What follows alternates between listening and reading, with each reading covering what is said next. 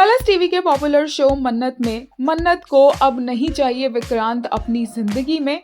हुआ ये है कि मन्नत और धैर्य दोनों ही बड़े परेशान होते हैं। मन्नत बहुत ज्यादा टेंशन में होती है। अब नीतू जेल से तो वापस आ गई है, बट वो विक्रांत को कैसे मनाए। ऐसे में धैर्य यहाँ पर बैठकर मन्नत को समझा रहा होता है कि विक्रांत का गुस्सा शांत हो जाए, फिर उसके पास जाकर आराम से उससे बात की जा सकती है और वो बात समझ भी जाएगा।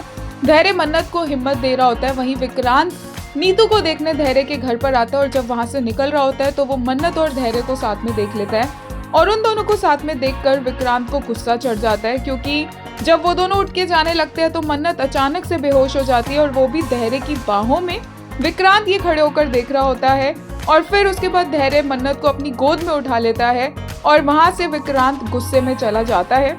ऑब्वियसली इसके बाद मन्नत को पता चलता है कि वो प्रेग्नेंट है और ये बात बताने के लिए वो विक्रांत के घर पर जाती है, बट विक्रांत तो ऑलरेडी धैर्य और मन्नत को साथ देखकर अपने मन में ये कहानी बना चुका है कि वो दोनों एक दूसरे के साथ आगे बढ़ रहे हैं, एक रिश्ता है उनके बीच में और वो मन्नत की बात ही नहीं सुनता है।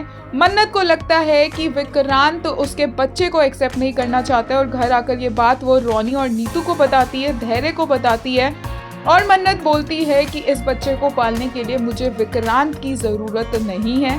धैर्य उसका ध्यान रखता है और उसे बोलता है कि वो आराम से ठंडे दिमाग से सोचे, कोई डिसीजन ना ले, लेकिन मन्नत बोलती है कि विक्रांत अब उसे अपनी जिंदगी में नहीं चाहिए। बट मन्नत रियलाइज करती है कि श्रुति कहीं आसपास है नहीं और धैर्य बोलता है कि वो तो आपके पीछे ही गई थी विक्रांत से बात करने के लिए। जिसके बाद मन्नत और धैर्य दोनों निकल पड़ते हैं श्रुति को ढूंढने के लिए, जो शायद अब मन्नत को कभी नहीं मिलेगी।